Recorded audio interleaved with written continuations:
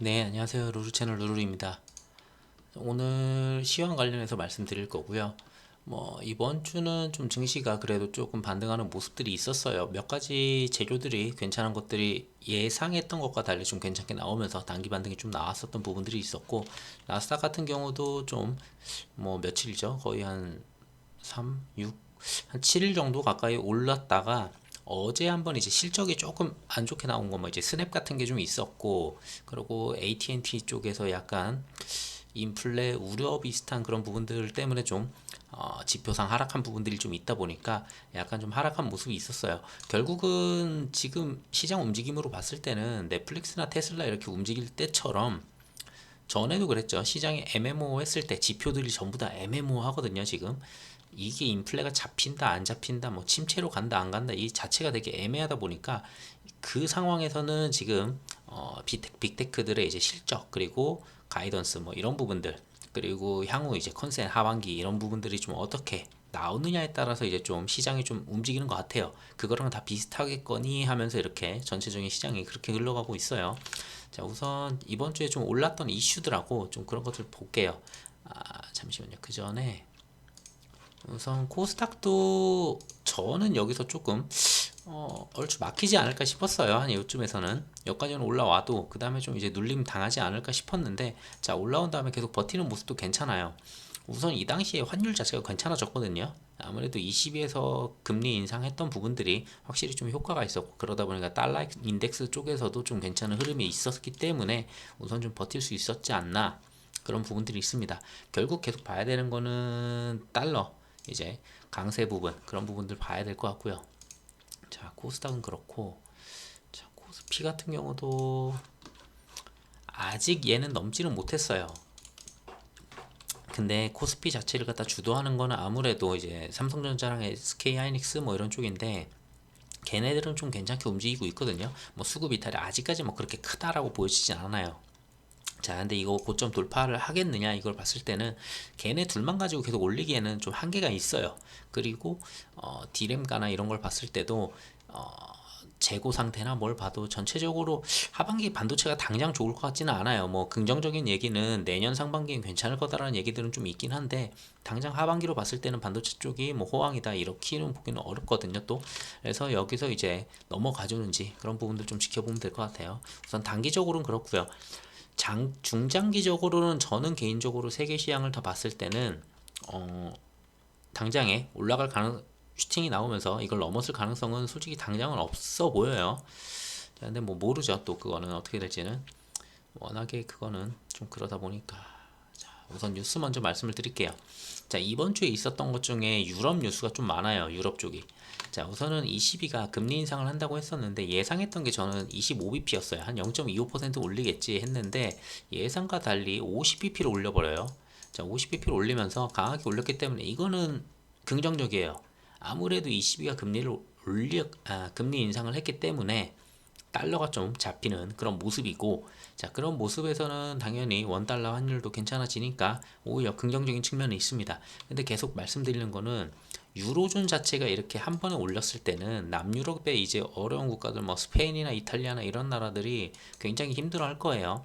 뭐 얘네들이 지금 방지할 수 있는 자 역내 분절화 방지책을 도입을 했어요. 이게 이제 TPI인데 자, TPI를 도입했는데 이걸 갖다가 어느 시점에 사용을 하겠다라고 정확히 명시된 부분이 없어요. 그렇기 때문에 이 나라들이 정말 죽어나갈 때쯤 돼가지고 우리가 그때 돼서 국채 사줄게 이럴 수도 있다는 거예요. 자, 그러니까 나 예전에 그 유로존 붕괴됐던 거를 계속 생각을 해 보실 필요는 있어요. 자, 유럽이 금리 인상을 막기 위해서는 당연히 유로존 애들도 당연히 금리 인상을 더 해야 되거든요. 근데 얘네들이 할 수 있는 건 한계가 있을 거예요. 분명히 여기서 추가적으로 해봤자 50bp 추가해요. 그러면 25bp씩 나눠가지고 두 번 정도 하지 않을까 싶기는 해요. 그 안에 이제 세계 시장이 좀 잡히면은 다행이겠지만 그렇지 않다면은 참 애매한 리스크를 좀 갖고 있죠. 미국은 저는 잘 버틸 거는 같아 보이는데 유럽 쪽이 조금 불안불안하거든요. 개인적으로는. 자, 그래서 뭐 이제 지금 봤을 때는 자, 독일은 되게 건전성하죠. 건전하죠. 나라 자체가. 근데 이탈리아 같은 경우에는 건전하지가 않아요. 그러다 보니까 뭐만 하면 국채가 금리가 막 올라가요. 그러니까 휘청휘청 거려요. 이걸 갖다가 근데 유로를 같이 쓰다 보니까 얘네들이 금리를 올리면 되게 힘들어하거든요. 자, 지금 독일 국채와 이제 수익률 격차가 많이 벌어졌어요. 벌써 2.38%로 확대가 된 부분이 있어요. 자, 이러면은 여기서 이제 TPI가 들어갈 거냐, ECB가 얘네 이탈리아 국채를 사줄 거냐, 그게 중요하거든요. 근데 사실상 지금 이거는 보셨을 때, 자, 드라기가 사임하면서 벌어진 거지, 이게 지금 50bp 올렸다고 해서 당장 바로 이게 움직인 게 아니거든요. 자, 어떤 상황에 이걸 갖다 사준다는 그런 내용 자체가 없어요. 그 TPI에는. 자, 그러다 보니까 이탈리아가 정말 죽어나갈 때까지 기다렸다가 사줄 수도 있다는 거. 그냥 유로존 탈퇴할래 라고 할 때쯤 돼가지고 사줄 수도 있고, 정말. 그래서 이 부분은 계속 지켜봐야 되지 않나 싶습니다. 인플레를 잡기 위해서 금리 인상하는 건 좋은데, 거기서 이제 그걸 갖다 버티지 못하는 나라들이 계속 나올 거예요. 자, 그래가지고 ECB에서 이제 TPI를 진행한다 이런 건데, 부가 조건이 적어야지 효과가 좋다라고 하는데, 부가 조건이 적다라는 게 그냥 자기들 마음대로 하고 싶을 때 하겠다라는 거예요. 그 얘기는 안 할 수도 있어요. 정말 죽어나갈 때까지 뭐 ECB가 돈이 뭐 어마무시하게 계속 돈이 막 찍을 수 있는 그런 상황이 아니죠 지금.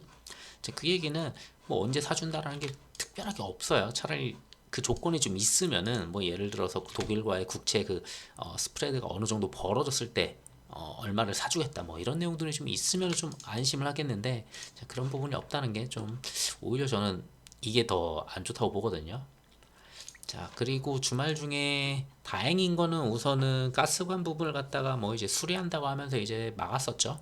그 막았은 다음에, 자, 재개를 해주기로 했어요. 근데 자, 보시면은 이게 재개를 해줄 때 조건이 들어갔어요. 자, 유럽 쪽에서 그 곡물 관련해서 결제하는 부분을 갖다가 루블화로 가능하게 하겠다. 뱅킹을 열겠다. 뭐 이런 부분이 있으면서 그 제재를 살짝 푸니까, 자, 가스 다시 줄게 라고 하면 30% 줬거든요. 뭐 30이라는 것도 있고 40% 이제 줬다라는 뉴스도 있어요. 뭐 그 정도 준 것 같아요. 자, 그 얘기는 결국은 러시아가 유럽 전체에 대한 가스를 다 잡고 있어요. 보시면 아시다시피 영국까지도 이렇게 가스가 가고, 독일 같은 경우는 지금 친환경 가겠다고 거의 다 가스로 바꿔놓은 상태예요. 그렇다 보니까 가스가 매우 많이 필요해요. 그래서 이제 그 노르트 스트림도 이렇게 막 원, 투도 있죠. 전부 다 이렇게 만들고 있었던 건데, 자, 이게 오히려 발목을 잡게 생겼죠. 자, 그러다 보니까 여기만 들어가는 게 아니죠. 자, 여러 나라들한테 전부 다 가스가 들어가는데 매우 힘들어 하죠. 자, 겨울도 좀 있으면 올 거고, 그만큼 이제 어떻게 표현하면은 전체 유럽은 러시아한테 가스나 세계 같은 경우는 이제 원유 때문에 이제 멱살이 좀 잡혔다라고 좀 볼 수 있어요. 그래서 계속 전쟁을 장기적으로 이뤄간다라고 좀 볼 수 있겠어요. 자, 그 와중에 이제 우크라이나 이제 곡물, 뭐 이제 흑해 수출길 열렸다 하면서 사국 간에 이제 뭐 협상하는 그런 부분들이 있었는데, 여기서 최종 서명을 했다고 해요. 협상 안에서. 자, 그러면서 5대4를 통해 가지고 5대4 항구를 통해서 이제 나갈 건데, 그 부분을 이제 막 정리를 해야 돼요. 지금 당장에 이게 바로 수출되는 거 아니거든요. 거기도 지금 많이 망가졌기 때문에, 예전에도 5대4를 공격했었기 때문에. 자, 그래서 이게 바로 수출은 아니고 약간 좀 시간이 걸린다고 해요. 자, 실제 곡물 수출 재개될 때까지 향후 수주가 걸릴 것으로 유엔은 전망을 했다. 자, 그러면서 수출 가능한 양은 월간 500만 톤 수준으로 유엔은 예상을 했다. 자, 그러면서 이제 다 같이 서명하고 이제 으쌰으쌰 화이팅을 했는데, 제가 이거를 갖다가 지금 뉴스를 막 뽑아보다 보니까 거의 한 1분 전, 8분 전 뉴스가 하나 떴어요. 지금 6시 50 몇 분이죠. 자, 근데 6시 36분에 이제 뉴스가 떴는데, 러시아 미사일이 우크라이나의 흑해 쪽 항구인 오데사의 흑해 항구, 거기를 갖다가 미사일로 쳤다. 자, 이쪽으로 통해서 이제 곡물이 나가야 되는데 여기를 미사일로 바로 또 이제 박살을 냈네요. 자, 결국은 시간이 더 오래 걸릴 것 같아요. 곡물 나가는 데까지. 자, 어쨌든 만약에 이 뉴스가 진짜든 아니든 간에 언제든지 다시 확 돌아가지고 그냥 또 칠 수도 있다라는 거예요. 결국은 참 그렇죠. 계속 끌려다닐 수밖에 없는 지금 상황이다 라고 좀 보시면 될 것 같아요. 자, 그리고 이번 주에 있었던 내용은 크게 있었죠. 넷플릭스 실적이 솔직히 잘 나오면서 미증시가 괜찮게 돌아왔어요. 넷플릭스에 대한 기대감이 거의 다들 제로였어요. 당연히 적자로 당연히 계속 갔겠지. 오히려 더 빠졌지. 컨센 정도는 할까 이랬었는데, 생각보다 양호하게 나오면서 오히려 그게 좀 시장을 하루 정도 크게 돌려줬었고, 자, 그 다음날 테슬라도 MMO에서 테슬라에 대한 실적을 갖다가 그 누구 하나도 괜찮다 나쁘다 어느 쪽으로 확실하게 얘기할 수 있는 사람이 없었어요. 아무래도 중국에서 이제 봉쇄됐던 부분이 있다 보니까. 근데 또 테슬라 가격 인상분이 또 있죠. 생각해 보면은 뭐 여러 가지가 있어요.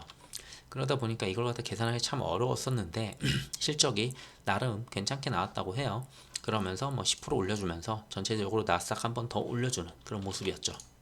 그리고 어제 미장 시작 전에 이제 스냅 같은 경우에 이제 실적이 좀 많이 부진했다 라는 부분들이 뜨면서 나스닥 전체를 갖다가 살짝 눌러주는 그런 모습이 있었고, 그 외에도 AT&T는 실적이 나쁘지는 않았는데 지금 한 8% 가까이 폭락을 했어요. 근데 인플레 부담에서 고객들이 통신비를 연체하기 시작해요. 자, 이 이야기를 갖다 잘 생각해 봐야 되는 게, 통신비를 연체하기 시작한다는 거는 그만큼 사람들이 이제 돈이 없다라는 거예요. 이제 소비를 줄일 수밖에 없다. 결국 침체로 간다. 이걸 갖다가 보여주는 지표일 수도 있거든요. 그 뭐 한 달로 보기에는 좀 어렵지만, 자, 이런 부분들이 좀 많이 좀 나타나기는 시작하고 있어요. 사실 또 이런 내용도 있었죠. 고용 부분이 있어서 전달에 이제 비농에서 고용 부분이 좋게 나와서 조금 일시적이지 않느냐라고 저는 말씀을 드렸는데, 이 고용 부분도 사실 테슬라나 애플이나 지금 웬만한 빅테크들은 전부 다 이제 다 감축을 하고 있어요. 자, 이 부분이 언제 이제 지표로 이제 나올 거냐? 솔직히 저는 빠르면은 8월달 고용 지표에 나오지 않을까 싶기는 해요. 늦어도 9월달에는 이제 좀 지표에 좀 반영이 될 것 같은데, 자, 그런 부분들 좀 확인을 해야 되지 않느냐. 우선은 지금까지는 지표들이 전부 다 MMO예요. 그 MMO한 상황에서 미국의 뭐 테슬라나 넷플릭스 이런 실적들이 움직이면서 지수를 끌어올렸다. 이렇게 좀 해석이 될 것 같습니다. 자, 경기 침체 지표로 봤을 때는 2년물하고 이제 10년물 볼 수가 있는데, 미국 국채를 갖다가 자, 2년물, 10년물 봤을 때 아직도 여전히 마이너스 부분에서 놀고 있죠. 뭐 마이너스 한 1.8 마이너스 뭐 이 정도 왔다 갔다 하는 것 같은데, 아니네요. 마이너스 2.2인데 0.2인데, 자, 그러면은 이 정도면은 솔직히 자, 1%가 0%가 여기죠. 이미 이 하단에서 계속 움직이는 모습이에요. 뭐 ECB가 아무리 뭐 금리를 올렸다 쳐도 지금 뭐 특별한 반응이 없어요. 살짝 잠깐 오른 적이 있었거든요. ECB 올리면서 그때가 이건가 그럴 거예요. 자, 근데 특별하게 이걸 갖다 돌려줄 만한 그럴 만한 지표가 지금 나오지 않는다라고 좀 해석이 됩니다. 자, 그리고 주간 실업 청구, 이거는 계속 안 좋긴 했어요. 계속 안 좋긴 했는데 진짜 딱 하나만 좀 애매했어요. 지난달에 비농 쪽에서 좀 수치가 잘 나왔던 게 조금 특이하긴 했어요. 그것만. 그래서 제가 확신을 아직 못한다고 계속 말씀을 드렸죠. 자, 우선은 실업 청구 같은 경우에는 25만 1000건, 지금 8개월 만에 이제 최고치다. 그럴 수밖에 없는 게 계속 감축을 하고 계속 사람을 갖다가 더 이상 뽑지 않는 그런 분위기다 보니까 이건 이럴 수밖에 없어요. 자, 근데 또 한 가지 반대로 생각할 수 있는 게, 자, 실업 수당을 청구했다는 거는 결국은 나중에 나올 실업률이 굉장히 높아질 거예요. 실업률 자체가 올라간다는 거는 결국은 그만큼 사람이 많다는 거죠. 그러면은 자, 인력에 대한 비용을 올려주던 기업들도 인력에 대한 비용을 이제 덜 올려도 돼요. 자, 그만큼 이제 조금씩 이것저것 하나 둘씩 이제 조금 자리를 잡아가는 그런 단계로 갈 수 있다. 뭐 이렇게는 볼 수 있을 것 같아요. 긍정적으로 해석하다면은. 근데 당장으로 봤을 때는 좋진 않은 지표죠. 자, 그러고 자, 그래서 이제 좀 중요하게 봐야 되는 거는 결국은 CPI라고 계속 말씀을 드렸고, 근데 이번 CPI가 조금 애매모호해요, 사실. 유가가 지금 좀 많이 빠졌죠. 제가 유가 지표는 안 갖다 놨네요. 자, 유가를 안 갖다 놨는데, 자, 유가가 좀 빠졌어요. 그래도 지난달 대비해서는 정말 많이 빠졌어요. 어떻게 보면은. 자, 지난달 봤을 때는 대충 어딜까요? 11 한 이 정도죠. 한 여기 정도 되는 것 같아요. 이 정도 구간. 자, 그러다 보니까 평균 한 110불 정도 된다라고 했었고, 지금은 계속 하향 추세예요. 자, 어디까지 빠질지 몰라요. 우선은 바이든이 사우디에 가서 정말 잘 해왔다면 한 번 더 시원하게 빼면서 조금 괜찮게 움직였을 것 같아요. 자, 그래서 한 이 구간에서 놀았다고 친다면 얼추 평균 값이 한 100불 될 거예요. 한 10% 빠지지 않았을까. 근데 에너지 부분에서 문제가 됐던 부분이 있기 때문에 분명히 그런 건 있어요. 근데 천연가스 부분은 솔직히 이렇게까지 내려오진 않거든요, 지금.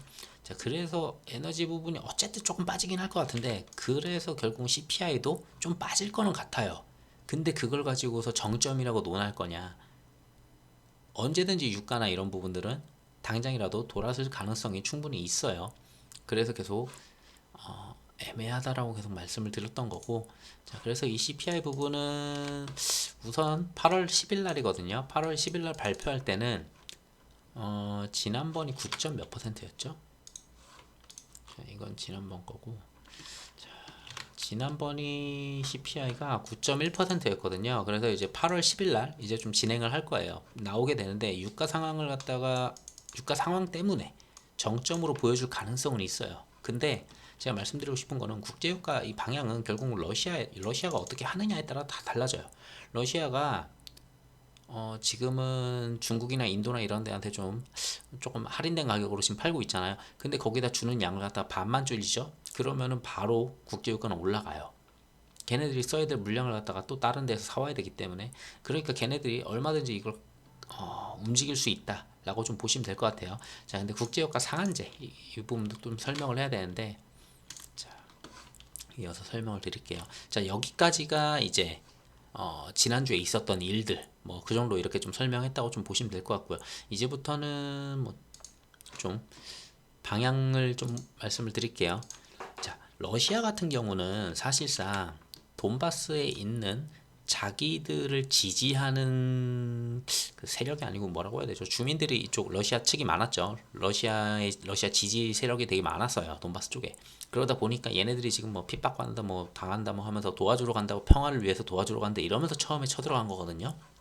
자, 근데 이제 상황이 딱 까고 보니까 굉장히 우세해졌어요. 어떻게 보니까 자신들이. 그리고 지금 이제 여름이잖아요. 좀 있으면 겨울이잖아요. 얼마든지 자신들이 장기전으로 가면은 우크라이나를 그냥 통으로도 먹을 수 있을 것 같겠죠, 당연히. 자, 그런 생각 가지고 있을 거라고 봐요, 저는. 어차피 지금 벌린 일, 제재란 제재 다 당했고, 여기서 이제는 할 수 있는 게 없으니까, 이렇게 된 거 그냥 끝까지 다 밀고 그러고 이제 멈추자라고 생각할 수 있을 것 같아요. 자, 그러다 보니까 돈바스를 넘어가지고, 자, 우크라이나 남부까지도 점령할 거라고 얘기를 해요. 자, 그러면서 방금 그 곡물 쪽 5대4 쪽이 이제 항구가 있는 데죠. 그쪽이 있었는데 거길 열어준다고 도장을 찍고 갔는데 지금 또 미사일을 쏜 거 보면은 자기들 맘이죠, 참. 자, 그리고 중요한 거는 가스관이에요. 아까도 유럽 가스관을 계속 말씀드렸는데 겨울이 오면은 솔직히 가스에 대한 수요는 더 늘 수밖에 없어요. 수요는 더 늘 수밖에 없는데, 자, 흔들리는 반러 연합이에요. 러시아한테 반하던 곳들이 저 유럽 전체죠. 뭐 거의 전 세계이기도 하고, 자, 웬만한 전 세계 국가들의 많은 국가들이 반러였어요. 자, 근데 유럽 같은 경우는 사실 지금까지 우크라이나를 지원하다 보니까 자기들이 힘들거든요. 자기들 물가가 올라가고, 지금 가스를 갖다가 밸브를 끊기니까 자기들이 힘들고, 근데 겨울이 되면은 가스를 아껴 써야 되는 상황도 나올 수가 있어요. 자, 그러다 보니까 얘네들도 이제 겨울 오는 게 두렵죠. 겨울 안에 어떻게든 무조건 끝내야 된다고 생각하고는 있어요. 만약에 겨울 안에 못 끝낸다. 자, 그러면은 러시아가 지금 가스가 뭐 30% 열어주다가 또 한번 닫고 장난질 할 수 있어요. 얼마든지. 자, 그러면서 결국은 목줄이 잡혀 있다. 지금 유럽은 그렇게 보시면 될 것 같아요. 자, 그리고 이번에 그 유럽에 이제 바이든 갔을 때 그 석유에 대한 가격 상한제를 해가지고 러시아를 갖다 말려 죽이자 뭐 이런 내용들이 있었어요. 자, 근데 러시아에서는 자, 이제 가격 상한제를 갖다가 하게 되면은 우리 공급 중단한다. 너네들이 지금 가격 상한제 해가지고 우리 파는 거에서 수익 못 내게 만들면은 바로 공급을 중단해서 니네들 쓰고 있는 유가를 갖다가 몇 배로 올려버리겠다, 이 얘기거든요. 거의 협박이죠. 그래서 이걸 언제부터 시작할지 모르겠어요. 그래서 생산 단가보다 낮으면은 바로 더 이상 더 이상 채취하지 않겠다 뭐 이런 거거든요. 그래서 이제 손해 보면서까진 팔지 않을 거고, 자, 그래서 푸틴은 유가 급등할 거라고 이제 경고를 했어요. 그러니까 이런 거 하지 마라. 우리들이 지금 이걸로 계속 돈 벌고 있고 이걸로 전쟁 자금 계속 되고 있는데 건드리지 마라라는 얘기예요. 자, 그래가지고 어디까지 올라갈 수 있느냐. 전에 그 모건에서 얘기했었나요? 이게 모건에서 얘기했던 것 같은데, 자, 러시아 원유 상한제 결국 득일까 이제 뭐 이런 얘기인데, 자, 예전에 유가 380불까지 간다는 시나리오가 나온 적이 한번 있어요. 이거는 러시아가 하나도 생산을 하지 않았을 때, 시추하지 않았을 때 0이었을 때 자 그러면 380불까지 간다라고 해요. 자 이런 일이 정말 벌어질 거냐 어차피 러시아가 어느 정도 이제 돈을 갖다 쌓아놨으면은 뭐 한 달 정도는 할 수도 있지 않을까. 정말 정신 나가가지고 다 죽이겠다고 하면은 자 충분히 가능한 시나리오는 있어요. 워낙에 지금 가늠이 안 되는 나라여서 여기는. 자 그래서 러시아가 지금 웬만한 에너지 쪽에서는 지금 흔들 수 있는 게 있어서 제가 아까부터 말씀드리는 거는 자 이 CPI가 9.1이고 자 7월달 CPI가 8월 10일날 나오는데 이 8월 10일날 나오는 거는 7월달에 대한 국제유가 가격이 많이 반영이 될 거예요. 근데 7월달 국제유가 가격은 좀 많이 떨어져 있죠. 한 10% 정도 거의 하락한 수준이죠. 그 6월달보다는. 자, 그렇기 때문에 CPI가 약간 낮아졌다 이러면서 정점이다라는 이야기가 막 슬슬 나올 수도 있어요. 자, 근데 이거를 잘 보셔야 되는 게 결국은 이 CPI를 왔다리 갔다리 하게 한 거는 결국 다 국제유가였어요. 근데 그걸 잡고 있는 게 러시아예요. 자 러시아를 갖다 주기했다고 상한제를 한대요. 자 상한제 하면은 우리가 원유를 끊어버려서 너네들 원유 가격 어떻게 움직일지 몰라라고 해요. 자 그럼 이게 과연 정점일까요? 그렇게 생각을 해봐야 돼요. 그래서 그때 떨어질 때 자, 이 CPI에서 봐야 될 거는 에너지 쪽 빠진 거보다 나머지들이 계속 추가적으로 빠지게는 나올 거는 같아요. 그 지난달부터 조금씩 빠지고 있거든요. 뭐 식품이나 이런 데들도 식품이나 자동차나 이제 뭐 부동산이나 이런 데 좀씩 빠지고 있는데 뭐 그런 부분들을 좀 보시면 될 것 같고 그리고 중국 쪽 자, 러시아는 전쟁 장기화로 지금 말씀드렸고 그래서 이제 겨울이 갈수록 지금 유리한 상황이에요. 그리고 러시아가 이건 뭐 정확하진 않은데 러시아가 전쟁할 때 탱크가 움직이거나 했을 때 땅이 좀 굳었을 때 겨울일 때가 제일 유리하다고 해요. 전쟁하기에도. 자 이렇게 유리한 상황으로 점점 가면은 솔직히 저는 장기전을 하지 않을까 보입니다. 자 그리고 중국 같은 경우는 지난번에 이제 GDP 2분기 GDP가 0.4%가 나왔죠. 자 근데 이제 추가 부양이 솔직히 불가능해요. 지금까지 막 금리 인하를 했었는데 지금 이제 금리 동결 쪽으로 이제 움직였고 얘네들도 언제까지나 내릴 수는 없거든요. 자 그리고 수출액과 소비 부분 아무래도 봉쇄를 하니까 소비가 줄죠. 그리고 돈을 안 버니까 그리고 사람이 쓰질 않으니까 당연히 우리나라가 중국한테 수출하는 거 말씀드리는 거예요. 이 수출액은 자 한국이 이제 중국으로 이제 수출할 때 자 이런 부분들이 지금 전부 다 좀 줄고 있다. 그리고 코로나 재봉쇄 가능성도 있다. 자, 그 부분을 좀 말씀드리면은 자, 중국 같은 경우에 2분기 경제 성장률이 0%대로 나오면서 거의 쇼크 수준이었어요. 자, 상하이 봉쇄 여파예요. 그 얘기는 다시 한번 상하이를 봉쇄하든 딴 데를 봉쇄하면은 경제 성장률 3분기 또 나빠질 수 있어요. 그러다 보니까 좀 올해 성장률 자체가 매우 낮아요. 지금 예상 성장률이 거의 뭐 말도 안 되는 수준으로 중국은 막 툭하면은 보통 6% 7% 성장한다고 매년 얘기했었는데 지금 좀 예상치 자체가 계속 줄어드는 그런 분위기예요. 자, 그리고 한국 같은 경우가 사실상 중국이 최대 수출국이죠. 어떻게 보면은 근데 중국에서 보면은 얘네들이 침체를 겪었을 때를 보면은 우리나라가 중국에 수출을 하는 게 마이너스 3% 이렇게 줄었어요. 수출 자체가 중국에 나가는 게 굉장히 많이 줄었다라는 게 보여지죠. 그렇기 때문에 중국 재봉쇄를 갖다가 계속 봐야 된다고 말씀드리는 거는 자 다시 올라오겠죠. 올라는 올 거예요. 자 근데 얘네가 다시 재봉쇄를 한다. 자 이런 구간을 갖다가 연속적으로 이 정도를 겪으면은 자 기업들이 단기적으로 이 정도는 버틸 수가 있어요. 근데 장기적으로 계속 이런 식으로 나가면은 중국에 의존하고 의존도가 높은 기업 같은 경우에는 어닝 쇼크가 막 여러 군데서 나오기 시작할 거예요.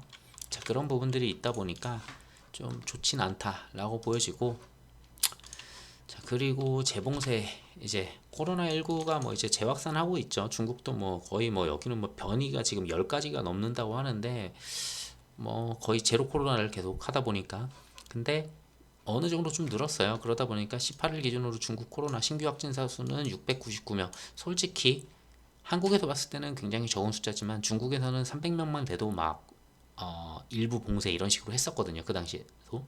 그러다 보니까 699명인데도 지금은 재봉쇄는 안 하고 있어요. 경제가 너무 조금 타격을 받으니까 우선은 최대한 버티면서 계속 검사만 돌리고 있는데 자 그리고 여기도 있네요.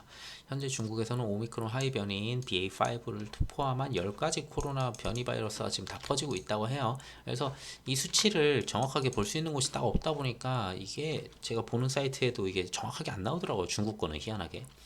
자, 그러다 보니까 좀 계속 뉴스는 좀 찾아보시면서 재봉쇄를 한다라고 하면은 좀 생각은 해보셔야 되지 않을까. 자, 재봉쇄를 하게 되면은 공급망 우려뿐만 아니라 거기에 따라서 이제 인플레 부분도 굉장히 타격을 받을 거고, 중국이 굉장히 우리나라 한국에서 중국으로 수출하는 비중이 크다 보니까 당연히 기업들의 타격은 당연히 또 갈 수밖에 없다. 그리고 거기가 봉쇄되면 소비력도 당연히 낮아진다. 뭐 이런 부분들, 좀 중국 시장이 워낙 크죠.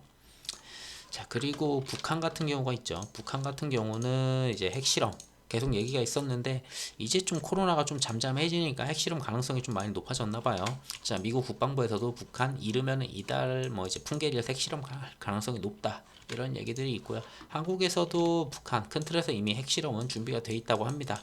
자, 그렇기 때문에 언제든지 핵실험이 그냥 시장이 막 움직이고 있을 때 꽝 터지면은 단기적인 악재는 한번 나올 거예요. 자, 뭐 당연히 반등이 나오겠지만, 자, 어느 정도 빠르게 크게 한 번 정도 단기 악재 정도는 되지 않을까, 이런 건 좀 생각해 볼 만합니다. 자, 그래서 자, 앞에서부터 이제 좀 정리를 해 보면은, 자, 우선은 이것까지 설명을 드릴게요. 자, 미국의 달러 지수인데 달러 인덱스죠. 자, 이걸 보시면은, 자, ECB가 금리 인상을 할 거라고 알기 시작할 때부터, 예상했을 때부터 어느 정도 빼놨어요. 그러다 보니까 ECB가 0.5까지 때렸네 하면서 한번 조금 움직이긴 했는데, 근데 이미 알던 걸 반영을 해놨기 때문에 더 이상 빠지진 않았어요. 자, 여기서 좀 더 빠져줘야지 참 좋거든요. 자, 달러 인덱스 자체가 이렇게 강세면은 어쩔 수가 없어요. 한국 쪽 환율 자체도 아무리 우리가 금리 인상을 해도, 아니 당연히 금리 인상을 많이 하면은 잡히겠죠, 환율은. 근데 비슷하게 가고 이미 역전으로 가죠. 이번에 FOMC가 금리 인상을 하게 되면은 한미 금리 차가 이제 역전이 되거든요. 자, 당연히 그러면 환율에는 악재가 될 수밖에 없어요.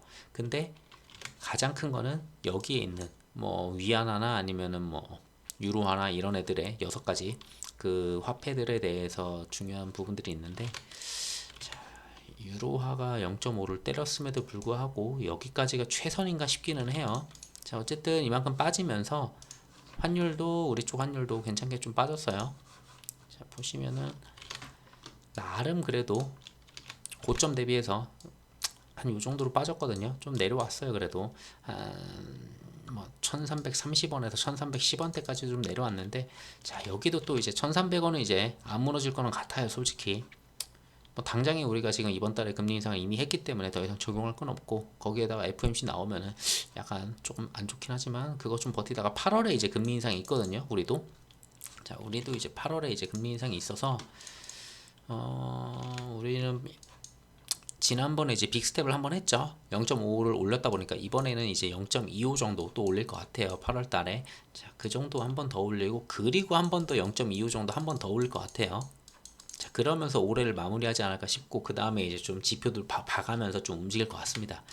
자, 어쨌든 8월 달에 한 번 더 올린다는 거는 환율적으로 봤을 때는 좋긴 하지만, 결국은 또 이게 우리 국내 시장의 소비나 이런 부분에 또 어떻게 타격을 줄지, 그런 부분들, 그리고 기업들의 그 채권 부분들, 그런 것도 좀 많이 생각을 해봐야 될 것 같아요. 이게 환율만, 금리만 계속 올린다고 뭐가 잡히는 건 아니거든요. 사실상 이 인플레가 이제 공급 부족에서 나온 인플레이기 때문에 좀 이렇게 해서 잡히면 좋지만, 안 잡혔을 때는 결국은 이거는 환율만 올려놓고 결국은 아무것도 못 잡고 인플레도 못 잡고 결국은 침체로 가는 길이다라고 이렇게 저는 보여집니다.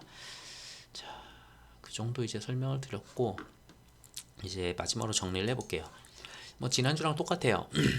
자, FOMC 75bp가 여전히 저는 유력하다고 보고 있고, 100bp 가능성은 있어요. 근데 지금 현 상황에서 100bp 가능성이 이제 많이 낮아졌어요. 그래서 얘의 가능성은 솔직히 이제 거의 없어졌다고 봐도 무방할 정도로 보시면 될 것 같아요. 그리고 시장 자체는 이번 주도 역시나 실적 위주의 시장일 가능성이 높습니다. 그러니까 실적이, 결국은 실적이 어떤 식으로 좀 이번에 삼성전자 실적 괜찮게 나왔을 때 막 그런 움직임들 보셨으면 아실 거예요. 그리고 TSMC 움직였을 때도 그렇고. 자, 그런 식으로 이제 시장에 뭔가 대명사가 될 만한 기업들의 실적이 서프라이즈네 하면은 이쪽은 그래도 잘 버티는구나 이러면서 다 같이 움직이는 약간 그런 거예요. 근데 어떤 하나가 갑자기 무너지면은 이유 없이 그날은 그냥 시장이 망가질 거예요. 자, 그렇게 보시면 돼요. 지금은 실적 위주의 시장으로 지금 움직이고 있다. 뭐 지표가 지금 정확하게 뭐가 나온 게 아니에요. 자, 근데 또 하나 이제 금리 인상을 FOMC 때 한다. 그러면은 자, 소비가 위축이 될 거고 국제 유가 하락 가능성이 있어요. 자, 사람들이 금리가 올라가면은 당연히 이제 돈을 갖다 소비를 갖다 줄이겠죠. 소비가 위축된다는 건 결국 어떻게 보면 침체로도 갈 수 있어요. 근데 이걸 갖다 침체로 안 가게 자기들이 잡겠다라고 하는 게 페드고, 자, 근데 국제유가 하락 가능성은 있죠. 당연히 소비를 안 하니까. 자, 이렇게 하면서 잡힐 거냐, 아니면 이렇게 하면서 잡아가지고 경기를 살짝 잘 돌려서 나갈 거냐, 아니면 그대로 침체로 갈 거냐, 이거 두 가지 길 중에 하나예요. 그것만 생각하시면 돼요. 그러니까 침체로 갈지 안 갈지만 보면 된다, 이렇게 생각하시면 될 것 같아요. 그 와중에 좀 이따 그 밑에 있으니까, 자, 그리고 ECB는 이번에 50bp를 이미 완료를 했죠. 자, 주의해야 될 거는 아까도 말씀드렸던 남유럽 쪽, 스페인이나 이탈리아나 뭐 그리스나 이런 애들 되게 많아요. 그런 애들 같은 경우에 이제 유로존에서 굉장히 경제적으로 약한 국가들, 자, 그런 애들의 국채가 얼만큼 벌어지는지, 자, 그리고 TPI를 한다고 했는데 어느 정도 벌어졌는데도 TPI가 막 개입하지 않는다. 그러면서 그 국채가 막 말도 안 된다. 그러면은 그 나라의 이제 수장들은 얘기하겠죠. 우리는 유로존을 탈퇴하겠다. 자, 그러면서 유로가 망가질 수도 있어요. 자, 그런 부분들이 옛날에 나왔던 그 유럽발 그 세계 경제 위기였죠. 자, 그렇게 보시면 될 것 같고, 자, 환율은 간단해요. 이번에는 ECB가 금리 인상을 했기 때문에 거기다 25bp를 생각했는데 50bp를 했기 때문에 되게 호재였어요. 자, 그러면서 달러 인덱스가 내려갔고, 그래서 원달러 환율 우리도 괜찮게 내려갔다. 그러면서 외국인 수급이 괜찮게 좀 들어오는 부분들이 있었다. 이렇게 해석하시면 될 것 같아요. 이외에도 뭐 나머지 이제 빅테크들 실적이 괜찮았던 부분들이 있었다. 자, 근데 이제 다음 주에 FOMC 금리 인상을 하죠. 자, 75bp 가능성이 높아 보이는데, 자, 인상을 하면은 유로존은 이미 때려놓은 걸 갖다 다시 역으로 돌려놓거든요. 자, 그러면은 달러 인덱스는 다시 올라가요. 자, 그러면 원달러 환율 다시 올라가겠죠. 그럼 외국인들 수급이 다시 이탈할 가능성이 높다라고 좀 보여집니다. 단기적으로는. 자, 그리고 8월 달에 국내에서 이제 금통이 0.25% 금리 가능성, 아까 말씀드린 거 이제 가능성이 있다는데, 자, 이게 얼만큼 효력을 발휘할지 모르지만 그래도 조금은 긍정적인 부분은 있다라고 보여지고, 통화 스와프를 이번에 체결하지 못한 부분, 옐런이 왔을 때, 자, 조금 아쉬워요. 그나마 이거라도 좀 있으면은 언제든지 보험처럼 갖다 쓸 수 있는 그런 게 있는데, 바로 스왑해가지고 좀 방어하면 되거든요. 달러로 바꿔가지고. 그게 있는데 그게 좀 없다는 점이 조금 아직은 위태위태하다, 이렇게 좀 해석을 할 수 있겠습니다. 자, 그리고 CPI 부분은 6월 달에 이제 9.1%인데 7월 CPI는 8월 10일 날 나옵니다. 자, 근데 결국은 유가 상황상 정점으로 보일 수는 있어요. 아까도 말씀드렸다시피 7월 달 유가가 나름 괜찮았기 때문에 이거 꺾이네, 막 8.8% 이렇게 나오면서 드디어 정점이다, 꺾인다 라고 이야기를 할 수도 있어요. 근데 거기서 완전히 믿고 들어가기 참 애매하다는 거예요. 국제 유가를 모든 걸 움직이고 가스 가격을 움직이고, 그리고 겨울이 다가오고 있기 때문에 그걸 가지고 장난질 칠 수 있는 건 러시아다. 자, 그래서 애매모호한데 거기다 대고서 만약에 국제유가 상한제를 우리가 해서 이걸 막아봐서 더 국제유가를 낮추겠다라고 얘기했잖아요. 이걸 하면은 가스 우리 아예 생산 안 할 거야 라고 해버리는 게 러시아예요 지금. 자, 그래서 어떻게 어느 날 갑자기 이렇게 빠지다가 또 어느 날 갑자기 올라갈 수도 있다라는 부분들, 이거는 좀 염두를 해야 될 것 같습니다. 자, 그러면은 경기 침체 지표를 볼 수가 있는데, 경기 침체로 가느냐 안 가느냐 이 지표는 전에도 말씀드렸다시피 장단기 금리차는 봤어요 이미. 이거는 빠져나오지 못하는 중이에요. 근데 이제 페드 같은 경우에는 2년물하고 10년물을 보지 말고 3개월하고 이제 뭐 10년을 보자, 뭐 이런 얘기가 있는데, 저는 지금까지 역사적으로 계속 봤던 게 2년에서 10년이기 때문에 솔직히 이거는 좀 어거지성 아닐까 좀 싶기는 해요. 그래서 저는 2년물을 계속 보는 걸로 괜찮다고 봅니다. 어쨌든 이 부분에서는 영원히 나오지 못하고 있고, 자, 기업 생산 부분 하락한 거는 전에도 봤었고, 지금 웬만한 기업들 좀 뉴스들 보면은 삼성이나 뭐 LG나 그리고 미국에 있는 곳들부터 해서 웬만한 곳들이 다 재고가 되게 많이씩 쌓이기 시작해요. 자, 근데 그 전달 고용이 상승했던 게 제가 이상하다고 했잖아요. 자, 그래서 고용하고 실업률이 나오는 게 8월 5일 날이에요. 자, 8월 5일 날 이게 나오니까 이때 다시 한번 확인할 수 있을 것 같아요. 이게 정말 일시적인 상승이었냐 아니었냐, 이걸 갖다가 7월 달 지표를 가지고서 한 번 더 확인할 수 있지 않을까. 그래서 요거 확인하는 게 좀 중요해 보이고요. 이때 만약에 꺾인다고 하면은 정말 이제 침체로 가는 거네. 연준이 말했던 게 있어요. 연준이 계속 얘기했던 게 우리는 고용이 탄탄하니까 금리 인상을 계속 해도 방어가 되라고 했는데 그걸 깨부실 내용이 8월 5일이다. 그래서 저는 이게 좀 중요하다고 봐요. 이것도 보통은 고용 그렇게 중요하게 안 봤었는데 지금 같은 경우는 남아 있는 게 몇 개 없죠. 소매 판매랑 고용 부분 딱 두 개만 지금 상승했던 부분들이 있어서 이 두 개가 이번엔 좀 중요하다라고 좀 보여지고, 자, 임금 하락 부분은 전달에서부터 계속 확인을 했었고 실질 임금은 사실상 유럽에서도 계속 떨어지고 있어요. 그건 어쩔 수가 없어요. 금리가 인상을 하는 바람에 그럴 수밖에 없고, 그리고 실업률이 아까도 올라간다고 말씀드렸잖아요. 그리고 그 실업수당 청구 부분 그런 것도 계속 늘어나기 때문에 그 얘기는 결국은 임금을 갖다 더 이상 안 올릴 수가 있다라는 거고, 그 얘기는 물가는 올라가는데 임금이 안 오른다는 건 실질 임금이 하락한다는 거니까 이거는 계속 하락할 수밖에 없어요. 이거는 거의 고정이라고 볼 수 있을 것 같고, 저도 이것도 약간 거의 이건 한 번 더 봐야 되긴 한데 거의 고정일 것 같아요, 얘도. 그리고 얘는 이제 한 달 정도 더 봐야 된다. 8월 5일 날 그렇게 보고요. 소매 판매는 한 번 튀었긴 했는데 여기에 대한 얘기가 좀 분분하기는 해요. 이때 미국에서 소매 판매가 슬쩍 올랐던 게 인플레이션 오기 때문에 미리 좀 쟁여놓는다라는 그런 분위기로 해가지고 사람들이 싹쓸이 하면서 몇 달치 쓸 휴지부터 막 다 사들이는 그런 현상이 좀 있었다고 하거든요. 그래서 이때 소매 판매가 왜 오르지 하면서 1% 살짝 돌린 적이 있었어요, 지난달에. 그래서 이게 다시 한번 8월달 발표 때도 상승을 하느냐 그걸 좀 봐야 되지 않을까 좀 싶네요. 자, 그래서 이 부분에서만 만약에 전부 다 하락으로 전부 다 전환을 한다라면은 솔직히 저는 침체라고 그냥 말씀드릴 수 있을 것 같아요. 그래서 8월달까지는 저건 다 확인을 해야 되지 않겠냐라는 부분입니다. 자, 그리고 러시아는 아까도 말씀드렸죠. 장기화고 돈바스까지만 할 줄 알았죠. 근데 당연히 그럴 리가 없죠. 겨울이 갈수록, 그리고 지금 모든 상황이 유럽이 점점 자신들한테 빌빌 기면서 제재를 풀어주면서까지 가스를 받아가는 상황이니까 겨울이 가면 갈수록 유리한 상황이고, 자, 그러면은 가스를 조금 더 풀어줄게, 우크라이나 도와주지 마, 이럴 수도 있거든요. 언제든지. 자, 그러니까 이제 헤르손까지 치고 오데사까지도 계속 건드리는 그런 모습이라고 보실 수 있겠어요. 그래서 장기전은 계속된다. 좀 언제 끝날지 몰라요. 그래서 얘네가 끝내주면은 정말 감사합니다인데 언제 끝날지 모르니까 우선은 장기전으로 갈 가능성이 훨씬 더 높아는 보여요.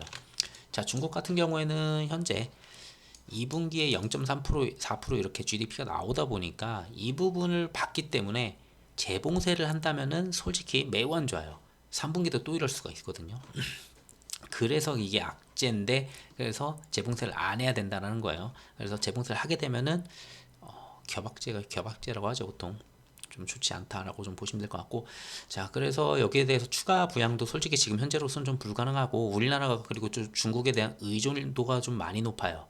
자, 그런 부분들, 그러다 보니까 중국이 얼마큼 소비를 잘해주느냐, 이런 부분들 좀 신경 써야 될 것 같습니다. 그래서 가장 중요한 거는 중국 재봉쇄, 그리고 그래서 중국 코로나 상황, 이 정도 보시면 될 것 같고, 북한 같은 경우에는 북한 핵실험 쪽 이런 부분들 좀 보시면 될 것 같아요. 이건 뭐 단기 약제이기 때문에, 그리고 언제 터질지 이거 예상할 수가 없어요.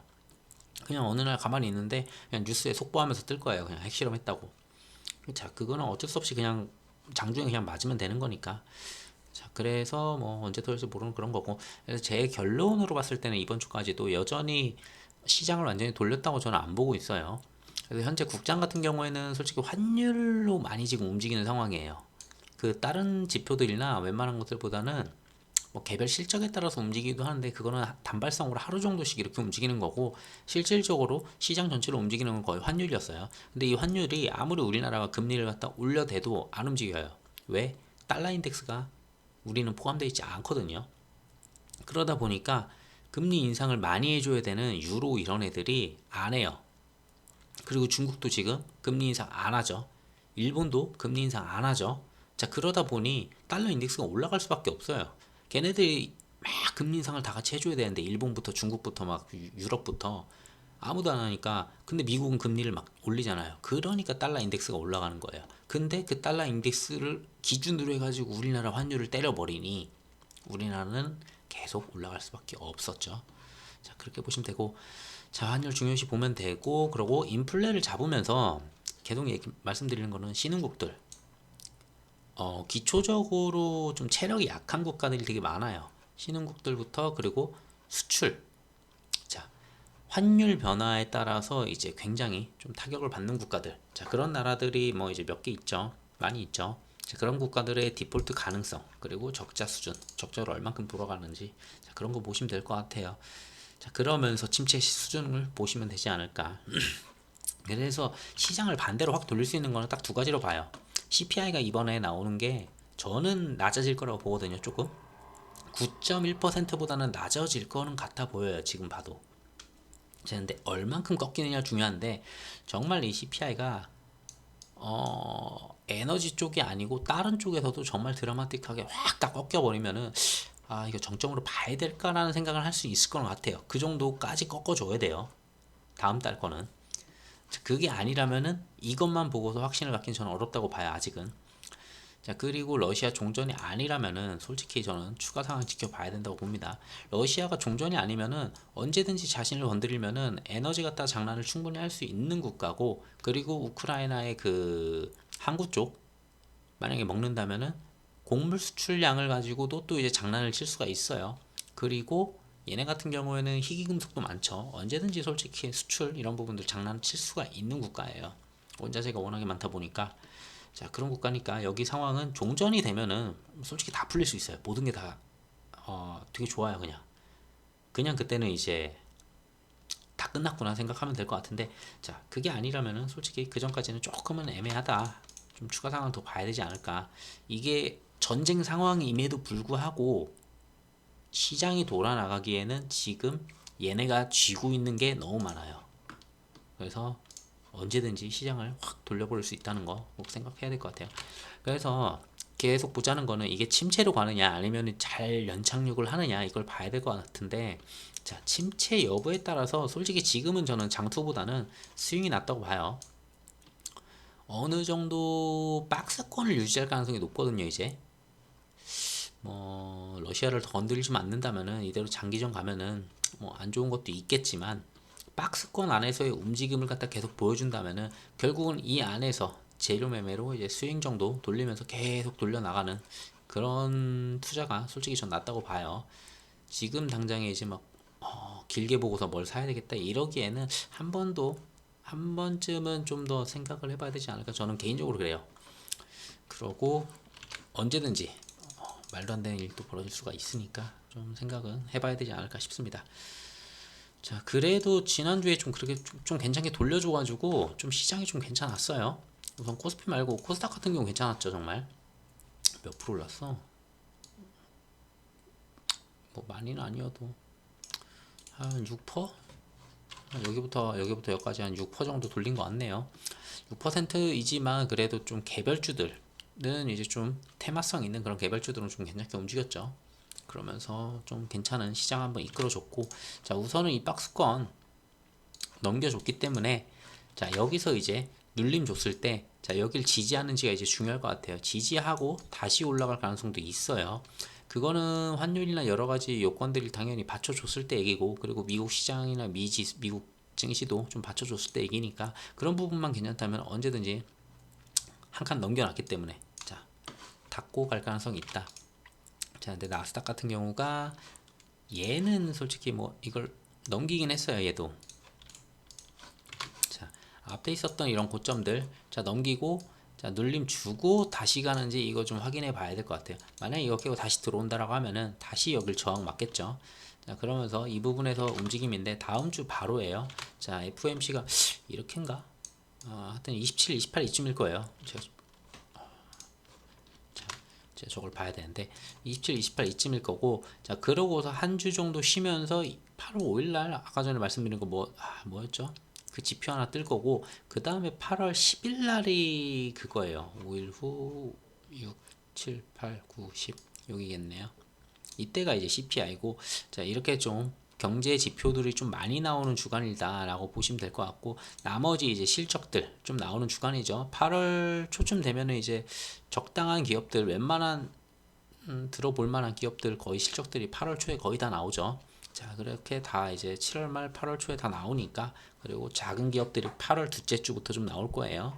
자, 좀 그렇게 보면서 기업들은 좀 우선은 가지고 있는 기업들이 좀 실적이 괜찮으면 어떻게든 잘 버텨나가는 또 그런 시장 좀 되지 않을까 싶네요. 자, 단기적으로는 우선은 생각한 것보다는 좀 반등이 좀 괜찮아서 좋았어요. 네, 언제나 좀 준비를 하고 있어야 된다라는 생각은 있어서 나름 미증시보다는 많이 못 돌렸지만 그래도 나름 좀 괜찮지 않았냐 좀 생각은 드네요. 자, 우선은 이런 부분들 넘겨주는지 보시면 될 것 같습니다. 코스피도 역시나 이런 부분들 2420포인트죠. 자, 앞에 있었던 거 이런 거, 자 뒤에 있었던 거 이런 거 이런 거, 자 이런 부분을 넘겨주는지. 결국은 61선이에요. 지금까지 내려올 때 쭉 보시면은 자 61선 못 넘기고 못 넘기고 못 넘기고 못 넘기고, 자 61선 건드리면 건드리면 건드리면 못 넘기고 또 건드리면 못 넘기고, 결국 만약에 한번 좀 돌파 다시 나온다고 하더라도 자 61선 넘기는지 그게 중요한데, 그거는 이제 시장 상황 좀 봐야 되지 않을까 싶네요. 자, 그래서 이 정도로 시황 말씀드리도록 할게요. 감사합니다.